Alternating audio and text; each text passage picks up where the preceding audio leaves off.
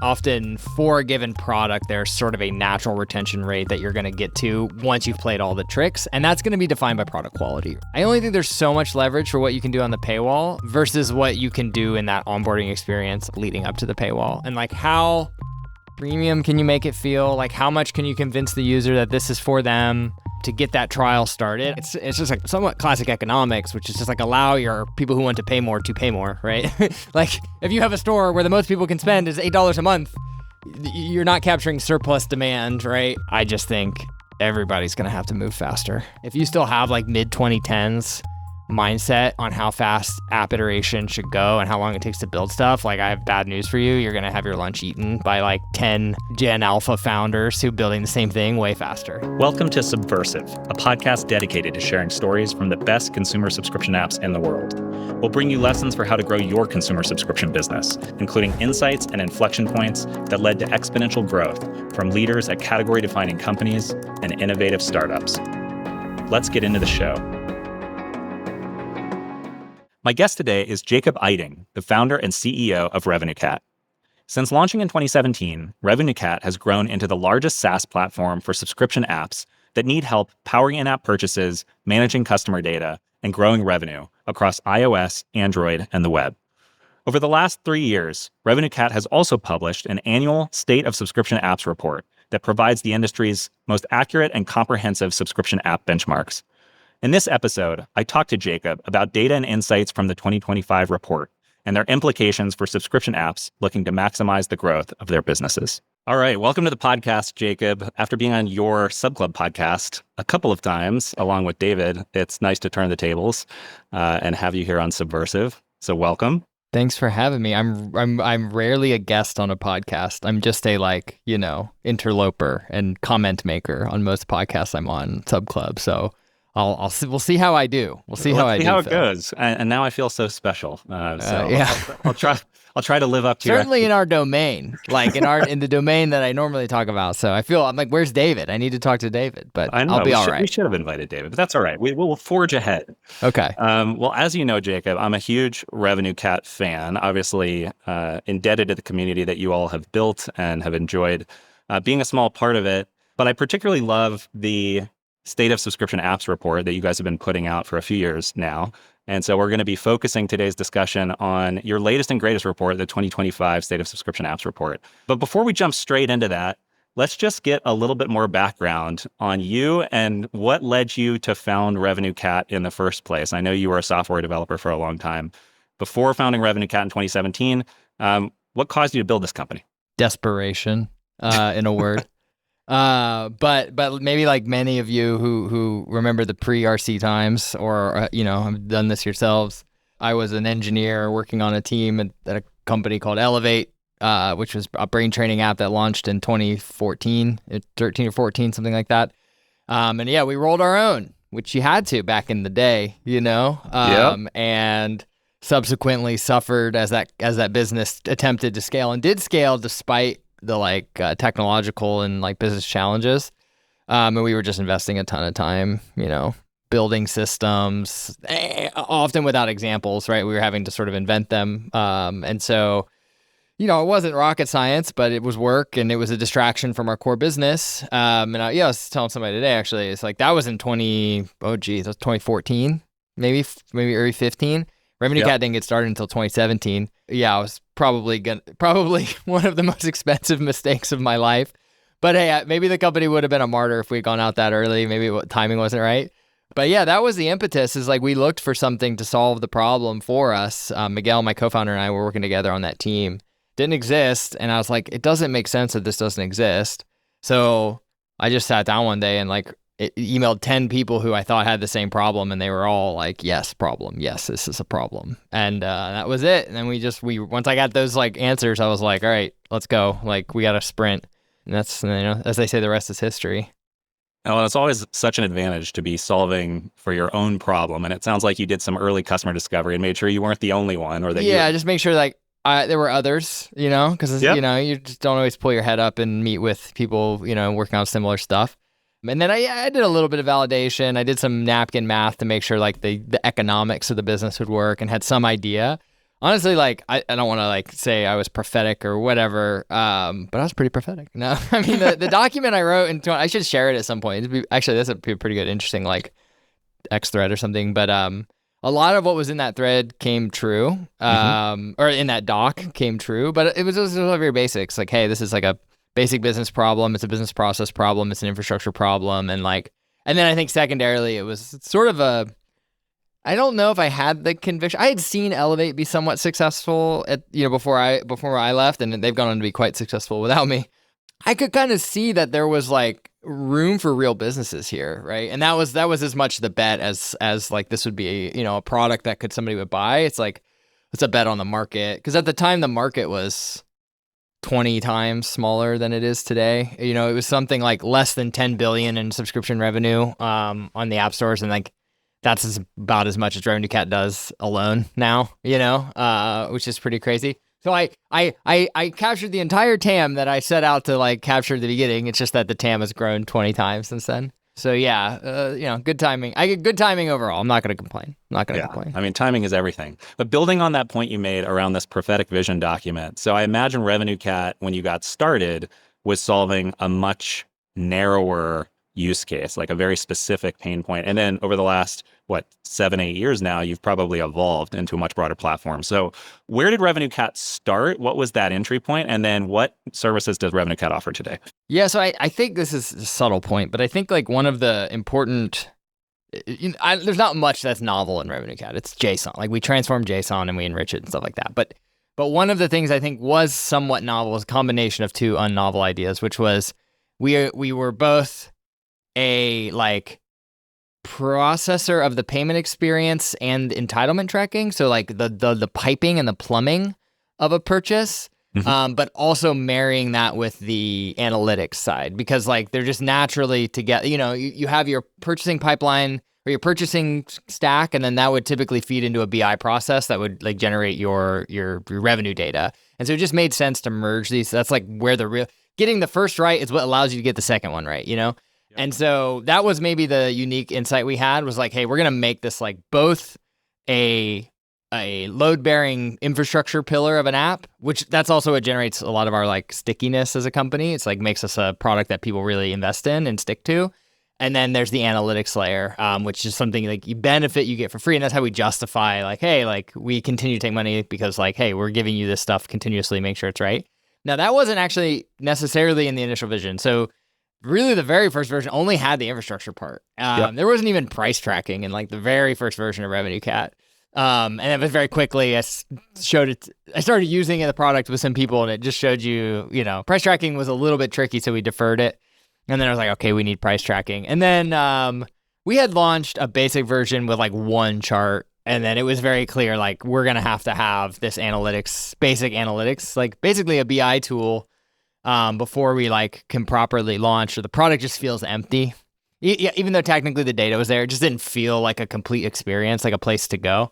And so that was like that came a little bit later. And honestly, like, forwarding through your question, like that sustained us for a while. Basically there were three pillars of the product for the first couple of years. It was the infrastructure part I mentioned, the charts I mentioned, and then also integrations. That was like the third piece that came in last. And that was, I think, those three. Once we had those three, that's kind of when we saw our like product market fit moment, and things really started to accelerate on their own.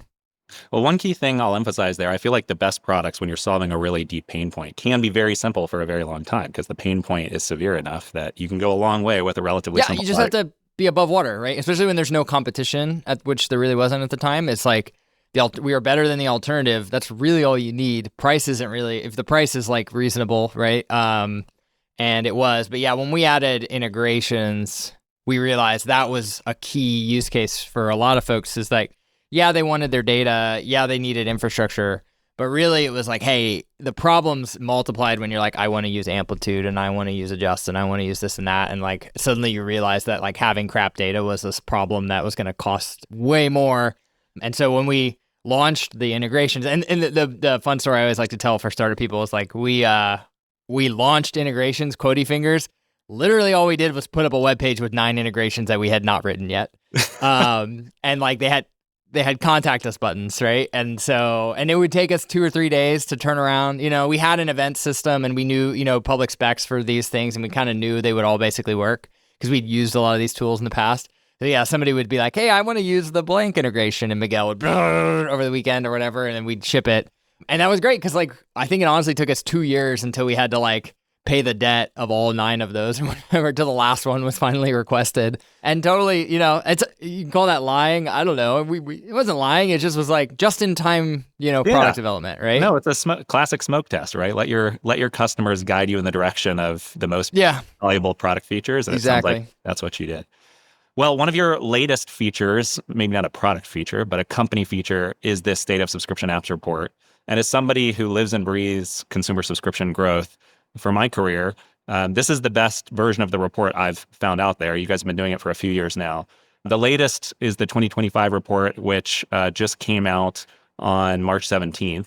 If I'm getting my numbers right, it's now 75,000 consumer subscription apps representing more than $10 billion in revenue. So a lot of data. And we're going to spend a lot of time on today's conversation talking about data. But before we do, my first question is a little more lighthearted. Right at the beginning of the report, you give your founder's letter, and there's a picture of you with a pirate patch. So briefly, what's the story behind the pirate patch? No, I was the inspiration for Kojima's Big Boss from Metal Gear Solid. No, my daughter cut my eye with a piece of paper. Sorry, that's probably needed a content warning. Children are great. And I had to go into the doc, and they sent me home with an eye patch, and I was like, you know what? This is kind of a look. Just gonna roll with it. And Rick was like, I have 2 options for the photos, and that was one of them. And I was like, we have to use that one. That one's great. It was destiny. I feel like that playful culture permeates RevenueCat, so I appreciate it. We try not to take ourselves too seriously. It's just computers after all. Yeah. Life is too short. But let's talk data. That's what everybody's here for. So I'm going to start with one of the questions that I think is probably on certainly every founder's mind, which is, you guys have done 3 years worth of this report now. You're getting better at sort of identifying what some of the biggest shifts have been in these metrics from year to year. So what are some of the biggest changes that you and your team noticed looking at the data this year versus back in 2024? Yeah, I think the biggest one, and this goes back to our first report, but we definitely saw a continued decline in retention, which I think it's hard to say exactly. It's also possible there's some population mixing, as RevenueCat becomes bigger, and our sampling of apps changes every year. But also I think it's reasonable, and this is anecdata, but to say the App Store is still getting more competitive. The letters A and I are on here a handful of times on our notes, but I think the bar lowering as to what it takes to put an app out will continue that trend.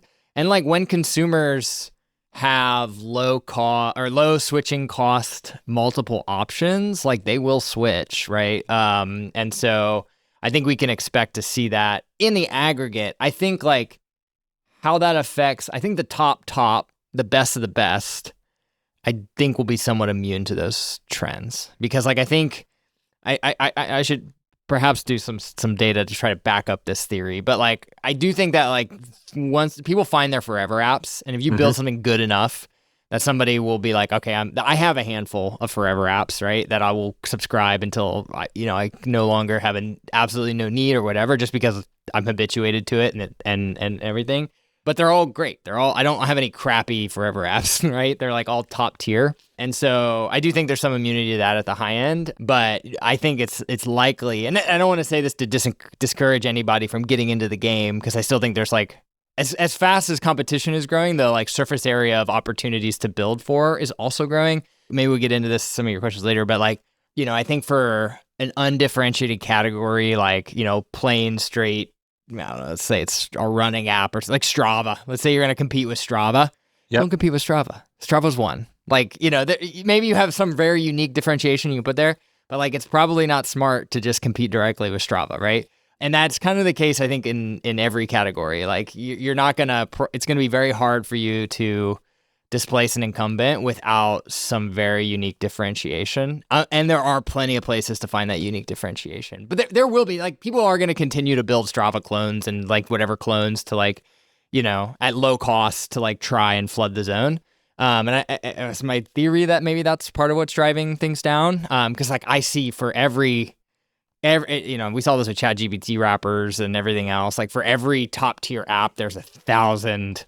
Every kid with a laptop and an app store account will like try and fast follow these to like get rich, or even just confuse a few consumers, frankly, like in the search rankings. Those are not what I imagine the listeners of this podcast are trying to build. So.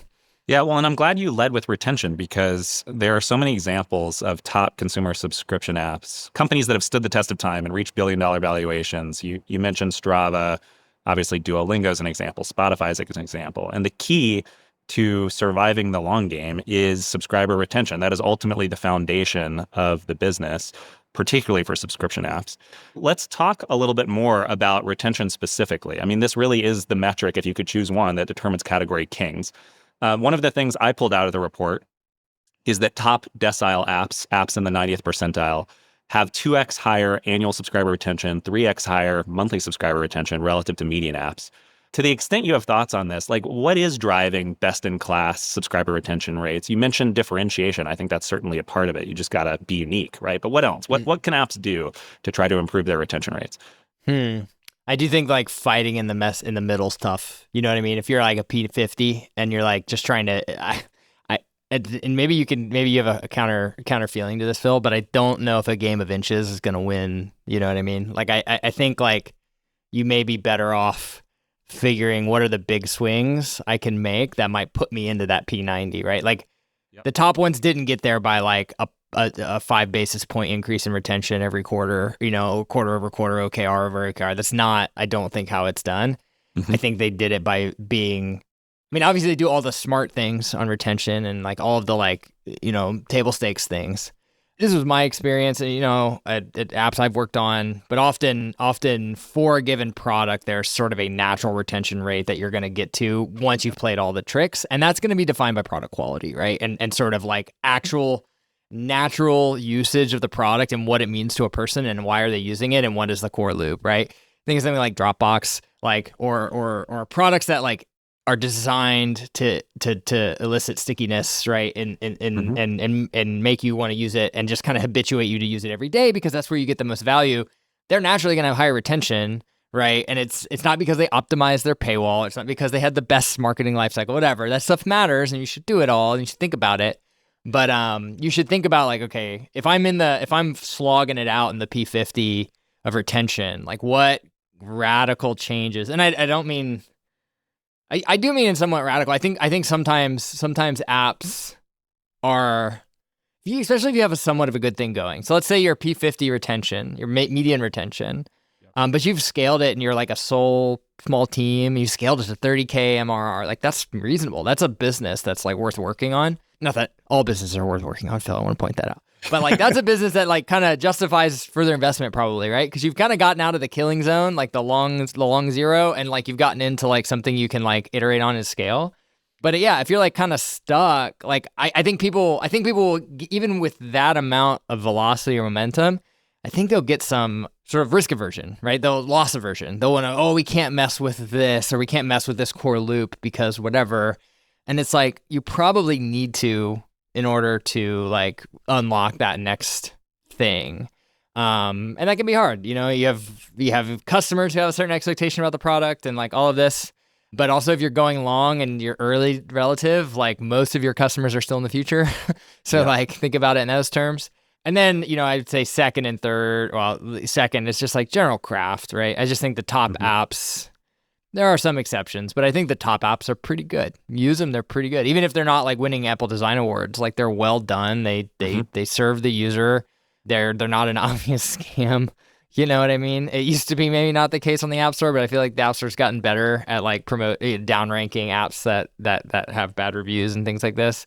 Yep. And so, you got to have craft. And then, I guess that's just the intention. Retention is such a great metric because it's purely intrinsic versus like conversion can be really I guess retention in some ways too can depend on the audience, but like it's harder to game though. You're right. Yeah, because like the conversion event is like a kind of a filter. It's always gonna like the user base is gonna be pretty homogenized like after the conversion event, and so I do think it's and as you mentioned before, because of the nature of the equations, like it tends to be the highest leverage one, but it also can sometimes just be the hardest to move as well. It is. So yeah, I feel like it can be a very frustrating experience. Ask me how I know. Like I definitely worked on this at Elevate, like trying to like inch that I can retention up. imagine, right? Yeah. Brain training and meditation already crowded. Yeah, competitive, and like we were differentiated, but we hadn't quite figured out how to communicate our differentiation and all of that stuff in early days. So yeah, it was, and also we didn't know what was good, which is like nice with the SOSA report now. Like you can at least know where you're benched and like what's, that's something we've talked about in our podcast on the SOSA report. It's just like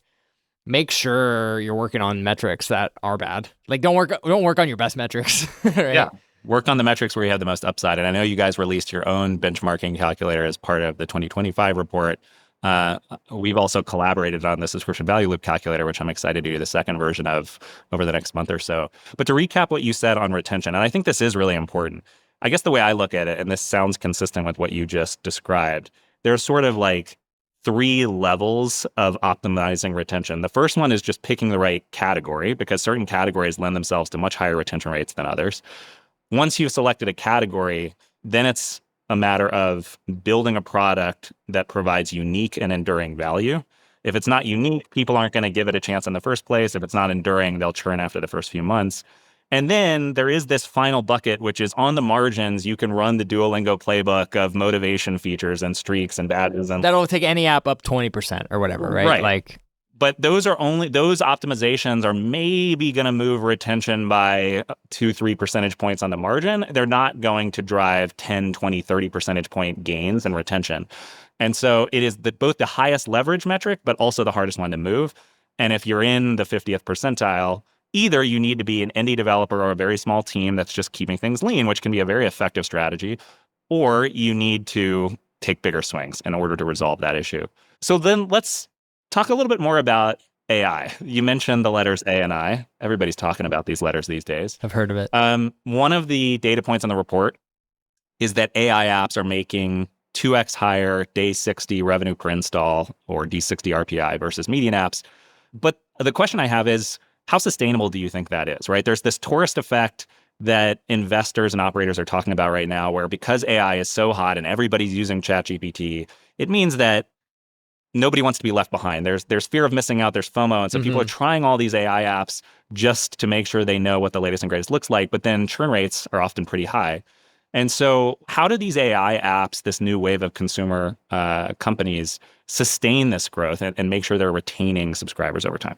I think I'm probably more bullish than bearish. Well, I'm both, because I think like there's going to be I think a lot of these AI apps just provide way more value than apps have previously. It's better technology. It's just incredible technology, and it's now in your pocket. And even just like, you say ChatGPT app, the ChatGPT app is like a thin wrapper around their whatever. Who cares? No consumer cares. Like they don't, whatever. It's this magic. My wife, she's fairly technical, but she's a ChatGPT DAU like forever now. Like it's her extra brain. And I think, that might be the example. That's like the big one. But I think that, a lot of these apps that are getting built, obviously there's a lot of slop out there too, but like a lot of these apps just are, the photo manipulation stuff is just crazy good. And you combine that with like a little bit of craft and like, I'm not sure. I think there is probably some effect where like everybody is adopting personal technology that they never had before. And so there will be some amount of like, okay, I'm going to buy this. I'm going to have an AI photo manipulation app. They may splurge 1 year and then like switch around. And as that space comes more competitive, like maybe those, I guess like economics would dictate that the price will go down, right? As like replaceable competitors, like AI apps won't be able to charge as much of a premium.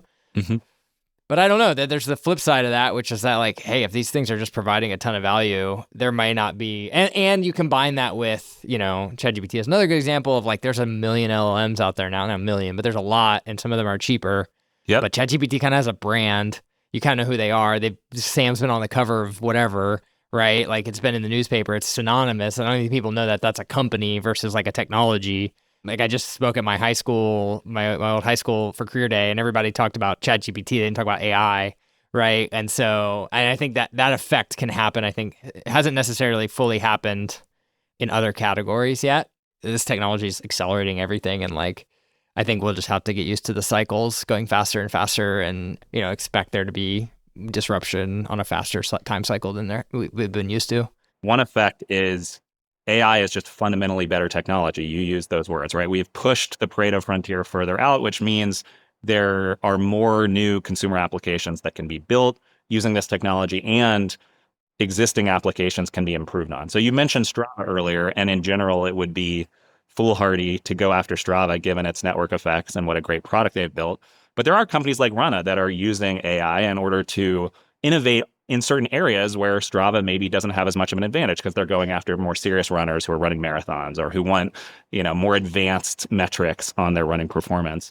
So one effect is, because it's a better technology, it's creating these new opportunities and nicheification of more apps that couldn't have existed before.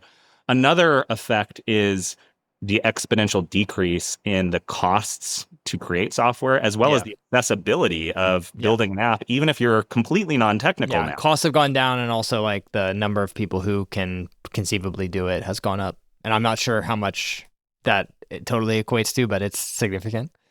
So my theory, and I'd love to hear your thoughts on this, is there's going to be this sort of bimodal distribution where you're going to see the existing category kings get richer because they will leverage the technology to further their advantage. And there will be some new... Strava can adopt AI faster than you can get Strava's network effects, basically. Yeah, so I think existing winners are well positioned. And I think that there will be some blue ocean opportunities that get opened up. And those will create new $1 billion plus venture scale businesses. Then on the other end of the distribution, the second mode is... there will be a lot more small indie developers or 5-10 person teams that hopefully, if they're smart, don't raise a lot of venture capital, stay lean, but they're able to create $5-10 million ARR businesses and do very well as long as they're smart about how they finance the company. Yeah, I would argue it's not even bimodal. It's just going to be like fully long tail or fully like log distributed, which... The second point, about the rush in of new people building apps and competitors both increases competition, but then also because of the technology, there are new opportunities created by the capabilities of the technology. There's also the fact that like barriers are lowered, so more niche and novel problems can be solved with technology, because now there's a critical, because you like always needed a critical mass of like high technology people to care about a problem to solve it if it's a niche problem. There's just a lot of probably niche problems. I don't know. Like I know them when I see them come into RevenueCat and I click on them. I'm like, what is this? And I'm like, of course this needs software, but I didn't even know this was a problem. And I think there's probably 2 to 10x more of those than we see right now that just haven't been addressed because I mean, just think about it. Like the cost of an app. Let's assume 2019 cost of an app. It's tens of thousands minimum for a crappy app, right? Yep. For like, not crappy, but like rushed, like if you want a good app, it's $100,000, $250,000 probably, right? Yep. That's insane money, right? For something that may not, and now let's say we can, even if we just 10 times reduce that cost, that's before you add in a whole new supply of labor, right? Of people who can actually do it. Mm-hmm. So now the costs are down, that might actually further reduce the costs. So actually, I will say there will be a modal transit that we will continue to have this like fat tail like that we have currently. I mean, I would say apps compared to SaaS. Well, I don't know. SaaS is probably constructed this way too, but like there's a fat middle, and that's actually a part of one of my favorite customer segments of RevenueCat. You were mentioning like $1 million a year up to like $10 million a year. It's like great businesses, great teams, often solving real problems with real customers and things like that. But then I think there will be a like total like explosion of the long tail. Agreed. And some of those will be viable, some of them won't. But there will definitely be software moving into niches that were previously like too expensive and too small to serve, which is great. I agree. Yeah, to me, there's going to be this Cambrian explosion of these smaller apps, and a lot of them will fail, but some of them won't. Yeah, and some of them they're going to be moving into markets that we just never really support all that much, at least today. But I don't know. The world's changing and growing, and who knows, right? But yeah, I just think more software is probably better, in my opinion. So, well, this relates to another topic I wanted to talk about, which is that the top 5% of new apps generate 400 times more money after their first 2 years versus the bottom 25%. This was one of the other highlights in the summary at the beginning of the 2025 SOSA report. So what are these top apps doing to break through all the noise? I know that most of the report focuses more on activation, engagement, retention, and monetization than acquisition. But do you see any patterns in what defines these top 5% apps other than just building a great product? Yeah, I mean, it's somewhat the nature of like power laws, right? That these, as they evolve, the top is going to continue to get a higher and higher multiple of the bottom. And then also, as we were talking about the evolution of distribution, as the bottom gets longer and smaller, the multiple compared to the top will continue to widen. But I mean, in terms of what they're doing, I don't know. I mean, it's definitely there's been a virality factor in a lot of this AI stuff that I don't think we saw necessarily before. DeepSeek Weekend was a good example, right? Where there was like a new thing, and like maybe it wasn't that interesting because it was just another LLM, but there's more virality right now amongst these apps because of how novel they are. TBD if that continues or is sustainable. It's often virality driven by like legitimate technological novelty or like technological innovation where it's like, oh, the Pika app or something can do some crazy thing with video. Or like, do you remember, gosh, that was 2 years ago, I think now, the profile pictures, the AI profile pictures. Like that was like one of the first, and there were so many apps that exploded overnight doing that. And we had that prior to the AI explosion, but I think it was starting to peter out. Like, I think it wasn't kind of, a lot of this reminds me of the early App Store days when there's just so much novelty that like things would blow up, like something stupid like Flappy Bird, right? Even I don't think would happen today, but it just took a little bit of novelty to like really blow up. And yeah, that's probably transient, I would guess. But well, and some of that comes back to timing, which you talked about in the context of RevenueCat at the very beginning, wishing you had started it 2 years early, but there's a huge amount of value that accrues to first movers. Yeah. And then the second is craft, which you also talked about. And that is, it pays to be an early mover, but you also need to build a product that is a little bit more polished, a little bit more unique, a little bit more enduring than the rest. Doesn't need to be an order of magnitude better, but it needs to be better in order to sustain that advantage. I'm going to turn the question around on you because I think... go for it. What do you think the leverage or participation or importance of like a traditional growth team is in these? Because it used to be, there was a period there in the App Store where that's how you kind of had to, like you apps wouldn't really grow. You get featured by Apple or a couple other things, but like building these growth teams was all there was. They still exist, yes. Is it like a focus now? Is it like better just to build something insane and like hope it goes viral? Like, what do you think the state of it is? Yeah, well, a number of the top growth thought leaders right now, Andrew Chen, Casey Winters, are writing quite a bit about this. And what I've heard them say is there was a period in the early App Store days where growth teams emerged really for the first time. The modern growth team, I think Facebook was the first example, right? Where they realized that their core product was their best asset for compounding user growth over time.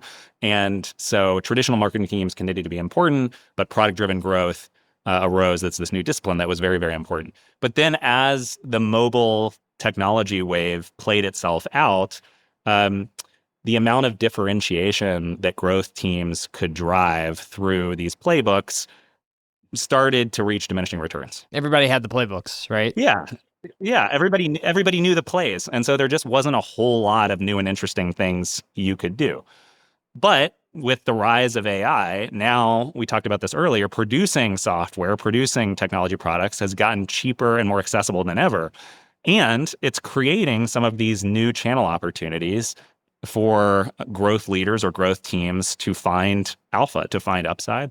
And so I actually think we're going through this renaissance right now where growth teams are delivering more value than ever. And then I'll speak from personal experience on one particular point, which is a lot of these AI companies, the best ones anyways, are being founded by technical teams who know how to build really good software products, but who don't know the first thing about how to grow them or how to monetize through a subscription revenue model, which is how a lot of these early consumer AI companies are monetizing. And so that's another opportunity for a growth team to come in and add a lot of incremental value. There's almost a lack of need to optimize right now. We're kind of just in like build mode. But yeah, definitely, it's felt different. It's felt a little bit different than we were prior to this explosion. We still have a ton of people that are coming in on monetization teams for these things, but it doesn't feel like that's normally it would be like you stand up a product team, then you do growth, right? It almost feels like in some ways you can skip that second step for now. You know what I mean? It's just like build the product. I mean, you got to share it a little bit but it also, maybe now, and if you're an AI company, it's build a prototype, raise money, then build another prototype. It's kind of what people are doing. I think a lot of AI companies are getting away with that right now. I do think some of this goes back to the tourist effect, and obviously the best defense against losing your advantage over time is just building a great core product experience. Yeah. But there's also an element of when you're getting tons of free users through viral organic growth, the best time to be investing in these product-driven growth loops versus if you wait too long and growth starts to slow down, it becomes much harder to do that. Yeah, if you have a tiger by the tail, like just don't wait. Don't just like wait for that growth to slow down to invest. Like you want to ride it on the way up. It's probably not relevant for most people, but I mean, we're talking about those 400xers, the ones that are so much bigger than the others. Like they're in that category. Yeah. I think Perplexity is a good example. Like a company that's doing a ton. I don't know. I won't speak to how effective their marketing is, but they are certainly doing a lot of marketing, right? For a product that's it's differentiated, right? But it's like fighting a bit, right? But they aren't waiting just for the product to only speak for itself, right? They're also doing a ton of growth in traditional marketing stuff. Yeah, that's right. Well, and they're a client, so I won't say much, but they recognize that distribution is going to be very, very important. Well, let's get to monetization because you talked about one of the things that growth teams work on is monetization. And there's been a lot of innovation recently around moving beyond the single consumer subscription tier, which for most consumer apps has been the norm, to both offering lifetime subscription plans as well as in-app purchases. So why do you think that is happening more and more? Why are consumer subscription businesses investing so much in innovating on their monetization model? And do you expect that to continue? We're talking about the retention slog, sort of these game of inches. I think it's in some ways a game of inches, right? It's like I've done X, Y, and Z. I've got like a monthly and annual, and I got a trial, and and I've got all the basics. What can I try next? Lifetime is not a new thing like that. We were doing that in 2013 or 14, and it has some advantages, but also some trade-offs. But I think we've seen more of. I think his interest in non-gaming apps and exploring consumables, like obviously Tinder is kind of the early example of this, where they gave some opportunity to I don't know, some gaming mechanics where they could, basically exploit. I don't use that word lightly, but exploit people who are desperate. I think I don't know, never used Tinder, but humble flex. But Duolingo being the other example with streak extensions and stuff like this. I mean, the classic, it's just somewhat classic economics, which is just allow your people who want to pay more, right? Yep. If you have a store where the most people can spend is $8 a month, you're not capturing surplus demand, right? And so I think probably every product, I would say, I think it'd be challenging for you to say there's any business out there that's successful at some scale that doesn't have a way of capturing all of the demand that is present, right? I was thinking about Disney came into my head. It's you spend $10 or $15 a month or whatever it is, probably 30 now on Plus, but then you're going to the parks, you're buying the toys, you know what I mean? You're spending more and more. It's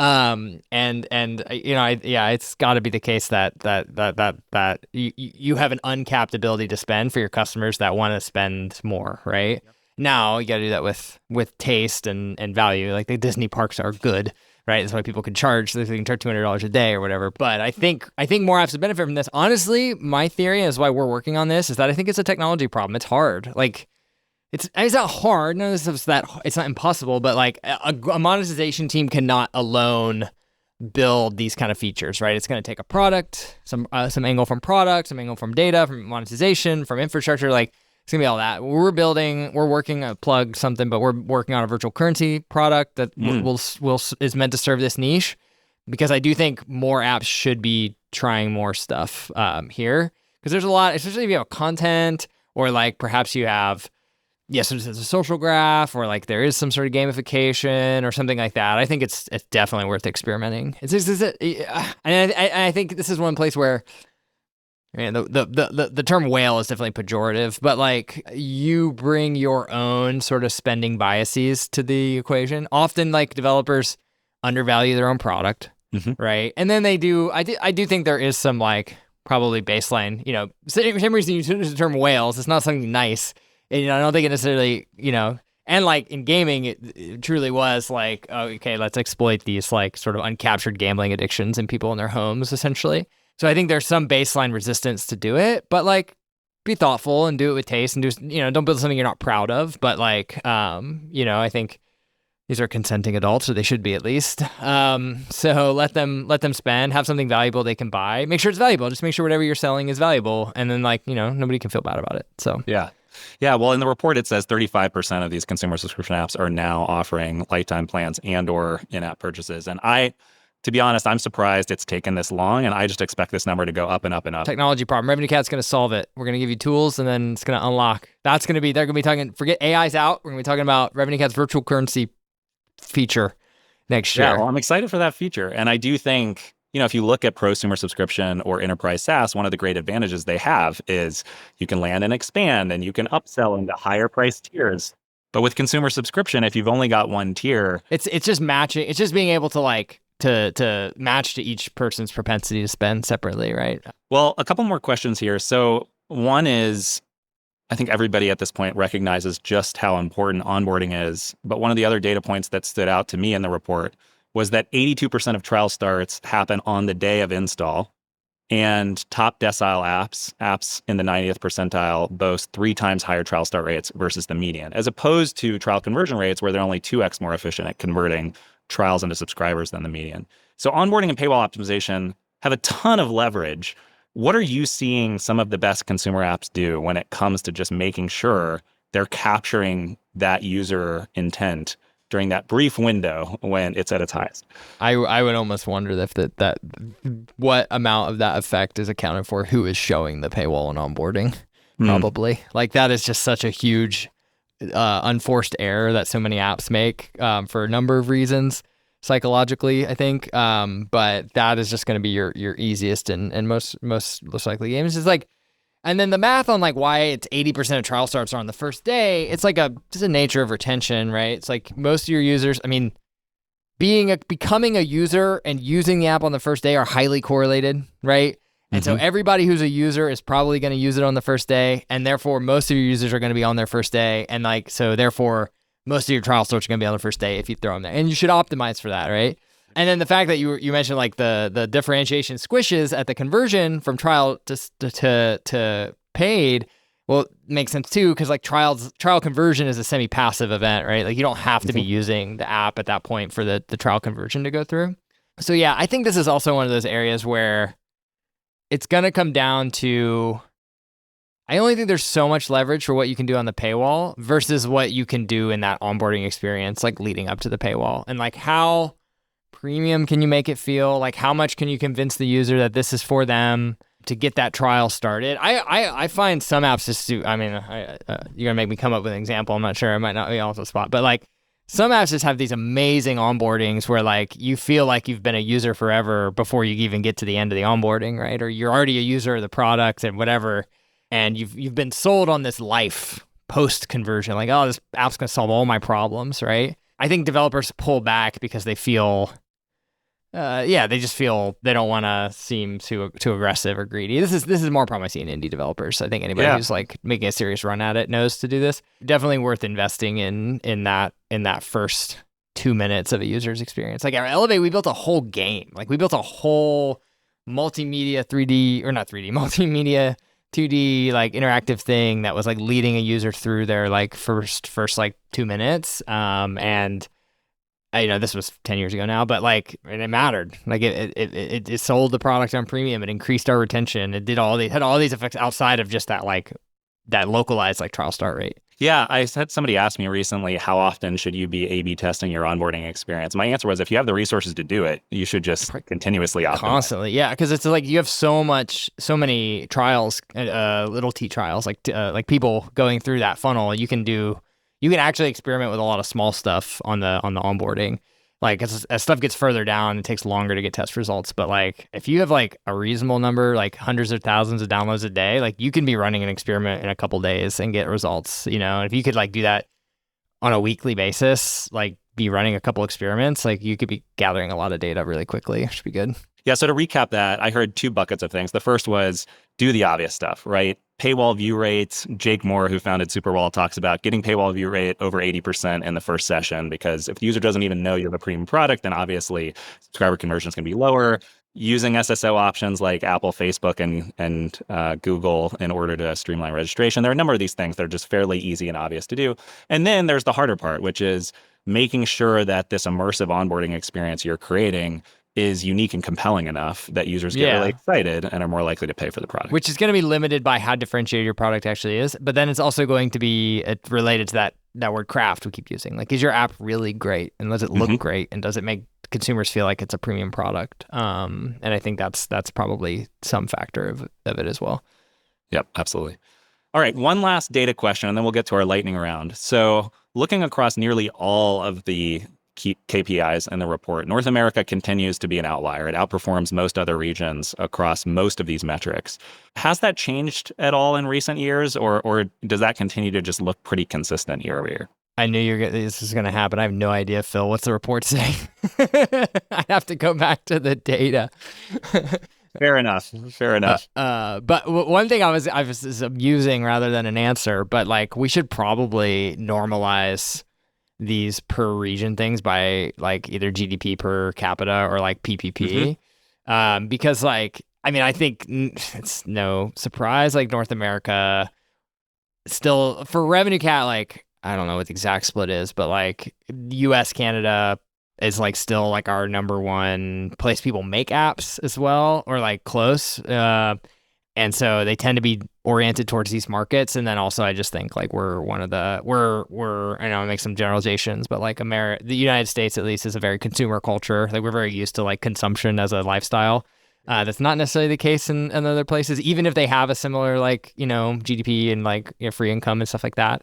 So yeah, I don't know if it's been changing, but I will say I'm not surprised, and I don't expect this to probably invert anytime. I don't think there's not enough tariffs in the world, Phil, that's gonna like make us not want to buy apps. Trump is trying. So. He's trying. Oh, how would you even tariff an app? I didn't even think about that. Now you give me a new nightmare unlocked. Thank you. Good point. No, but that resonates with me. I mean, I've looked at the data over the last few years to a degree, and as you would expect, North America is relatively affluent.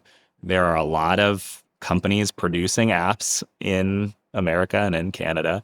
And so there are just some built-in advantages that are going to make it easier to monetize. And to me, the implication of that is if you're a US company looking to expand internationally, just make sure you've looked at the numbers, because it is much harder to build a profitable and cost-efficient business outside of the US. Now, let's go back to that like 10 or 100x reduction in costs. That actually means that I think some of these niches that we're talking about could open up in some of these secondary and tertiary markets. Agreed. Where you could make, I don't know if this makes any sense, but the run-up for Turkey or whatever, right? Like these maybe, and potentially those are like small to medium-sized opportunities for like this new kind of vibe-coded app developer. Or like, I think there's going to be, I don't have a ton of confidence that the straight vibe-coded app is going to really disrupt the market too much. But I do think one step past that, right? Like the vibe coding enhanced small team of people who care, it's going to change the app world. And like, those are the folks that I'm excited to see them tackle things and regions and needs that haven't been tackled yet, which I'm excited about. Yeah, that's a really good point. I mean, we talked about the impact of AI reducing the cost of producing software on certain categories and niches now becoming viable. But I think you're right. It will have an impact geographically. You're already seeing a lot of these developers in Eastern Europe emerge as like lower cost basis alternatives to US companies. And I think we'll see more of that. And Turkey, I don't know if you noticed, Turkey's blown up. They've been given a lot of like incentives to app developers. Turkey's trying to make like apps like a thing for their economy, which is great. It's awesome. But another aspect of that, it's not necessarily like the Korean version of Runner. It's like, what are problems that are unique to Korea, right? Or like unique to these regions that like previously they would have been too niched down to like justify software, or like for some really small countries or like countries without like traditional technology in like native technology ecosystems. Like now it's gonna be much easier for native people to like build stuff for their own like countries and cultures potentially. Maybe, I don't know. I think this is gonna be hard to say. I feel like you can throw out 10 predictions on this stuff. We'll be lucky if one of them actually pans out, because I just think there's so many butterfly effects and chaos and all this stuff in the system. But hey, I mean, I was saying at the beginning, I was very prophetic about my RevenueCat prediction. Yeah, give yourself more credit. Maybe it'll be more obvious. I will tell you, I knew I was taken, this is sort of off of the topic of SOSA, but that's related. The effects of AI on the macro for my business, I did not see as clearly. Like we've talked about like more apps and stuff like this. That's the first order effect. But like for us, there's like second and third, which is like one, being the top dev tool in a category now has even more lock-in because the LLMs are, I was looking today, it's like our third biggest source, like how did you hear about us? It's like AI tool recommended it. Mm-hmm. I did not see that. And then I also, this thing, I'm acting like I knew that the like cost of development was going to go down and like more apps are going to get made. I totally didn't. I mean, I kind of thought, I just thought all existing engineers would go faster, which has also happened, but I didn't think about the fact that there's just going to be way more people writing apps and making code and the barrier to building an app. So those have all kind of hit me in surprising ways, but now I just get to like, pretend I knew and like was, put this business in the right position to capture this the whole time. That's okay. You can claim the credit. Yeah. It's an exciting time to be in technology for sure. Well, let's transition to the lightning round. So I'm going to ask you a series of rapid fire questions. You give me quick, less than 1 minute responses. First one, sort of a softball. What's the best part about working at RevenueCat? And then less of a softball. What's one thing you would change? I'll keep it short. Helping developers make more money. It's our mission. And I mean that like literally in the sense of like, I love just meeting with everybody building apps and like helping. My job's great. Like there's stuff I have to do that's hard to keep the company running, but the best part of my job is every day I just get to show up and figure out like, how do I make all apps in our portfolio even better and faster and give them more tools. And I love that. Makes it somewhat easy. Just what do you need? And then I can like see what I can build. And then my biggest mistake, we kind of talked about, there's one thing I would change. I've started 2 years earlier. I would have started in 2014. Then again, maybe I wouldn't have been able to raise money and we would have spun out and like given up. And then somebody else, you'd all be using some competitor of ours now. I don't know. Well, timing is everything, but you timed it pretty well. I won't complain. Yeah, won't complain. Okay. Yeah. Number 2, what's your favorite consumer or prosumer subscription app and why? Okay. Right now, this is just like Jacob's picks, but like I just got a Bird Buddy smart birdhouse. This is like a hardware software thing, and they have an app with subscription that adds some like cool. So let me pitch it for you. It's a birdhouse with a camera in it. That's the TLDR, and it takes pictures of the birds that go to your bird feeder, which is cool. But you never see birds up close like that. They're really cool creatures when you get it's like a high def camera. It's really great. Uh-huh. And then the app gets, I might mess up what's behind the paywall or not, but you get push notifications when you get a bird. You get like summaries. Now here's the AI magic. I don't know. They do some image detection to like differentiate individuals. So you can like name a bird and it'll say like, oh, this bird's back. And they've gotten some fairly, and I think this is all behind the paywall. They have some fairly sophisticated, like image recognition to like recognize even like subbreeds and stuff like this. That seems fairly accurate. It's kind of like having a static Pokemon catcher. You just get to take a picture of a bird and then you save it to your collection, and it's kind of nerdy and fun, and and it's got good sharing features and stuff like this. So anyway. Well, and my parents just retired in the last couple of years, and they're both avid bird watchers. So I'm gonna have everybody should buy their parent a Bird Buddy. Like, I think that is like, it's $100, $200, $300. Sometimes it's low $100. Definitely, if you're like a well-earning millennial, you need to get your parents a Bird Buddy. It's totally like within the budget. So you've solved my 2025 holiday gift question. And then get them the subscription too, because we need Bird Buddy to keep sustaining. So like that's the high margin long play for them, I'm sure. There you go. All right. What advice do you have for first-time founders launching a subscription app? We've talked about this, differentiate. Like, I think right now, again, don't run up against Strava. Don't run up against something that exists, and find a niche that you actually have a point of view on. Mm-hmm. I see too many founders. I say this from a place of privilege, because I picked like the one thing I was like differentiated to do, but I passed on like 9 other ideas that I thought were cool, but like I didn't have a unique advantage in. And I guess that says also like start early to like differentiate your value personally. Like, what do you know that you can bring the world, and then translate that into an app? And I think that's gonna go a lot further than like you got to know a thing. I think this is like, this is not lightning round, Phil, but I think all like outsized outcomes come from knowing something somebody else doesn't, right? In the market, it's alpha, I guess is what they call that. So yeah, know something somebody else doesn't, and then build an app for it. And then you also mentioned like, don't raise capital until you absolutely know you want to. Like, I think that's changed in the last decade. It's really better to bootstrap as far as you can these days. So.